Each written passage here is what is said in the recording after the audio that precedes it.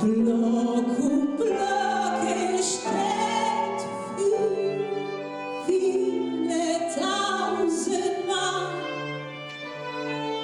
Alles ist für diese, die noch kommen dran. Il nostro canto vola verso l'azzurro del cielo ed è la storia delle donne internate nei ghetti, nei lager, nei gulag e cantanti, poetesse, musiciste. Le tracce che queste donne straordinarie che hanno trovato non si sa come la forza di cantare, di suonare, di comporre, sono state attentamente elaborate dagli studenti di composizione del conservatorio. Centro proprio naturalmente della memoria è il lavoro educativo, quindi i ragazzi sono pienamente coinvolti, sono coinvolti come spettatori, sono coinvolti come interpreti.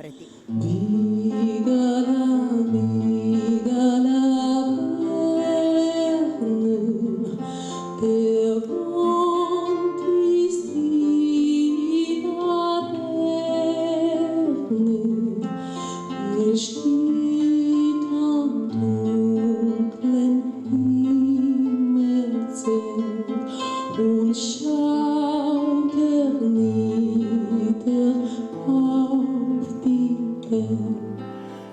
Ach, Haus, du wunderbares Wort, du machst das Herz mir schwer. Man nahm mir mein Zuhause fort, man nahm mir mein Zuhause fort, nun hab ich keines mehr.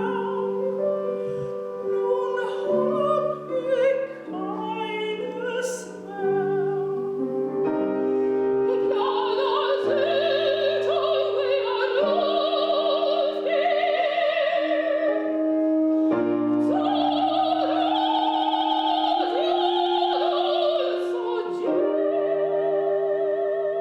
Questo è il primo evento di quello che sarà la rassegna, che si concluderà il 5 aprile col tradizionale percorso attraverso i luoghi della memoria, che parte anche qui centro pulsante, cuore vivo, col coro dei ragazzi che cantano e le testimonianze. Le donne, la loro storia, le loro vicende verranno raccontate dalla signora Francesca Campogalliani, che come sempre ci sta accanto. Ringrazio tutti e soprattutto della collaborazione fortissima che abbiamo da tutte le istituzioni.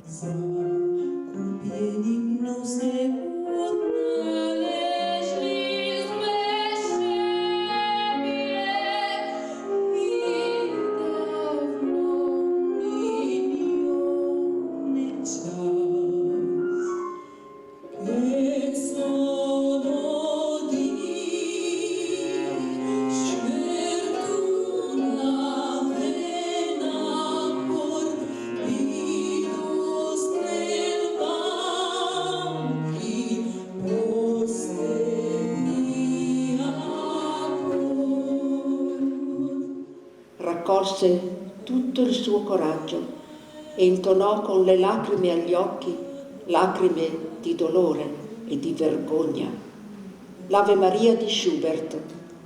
Si salvò così dalla morte, perché i carcerieri impressionati le regalarono qualche razione extra di cibo. Frida cantava, ma componeva anche canzoni per le sue compagne di prigionia.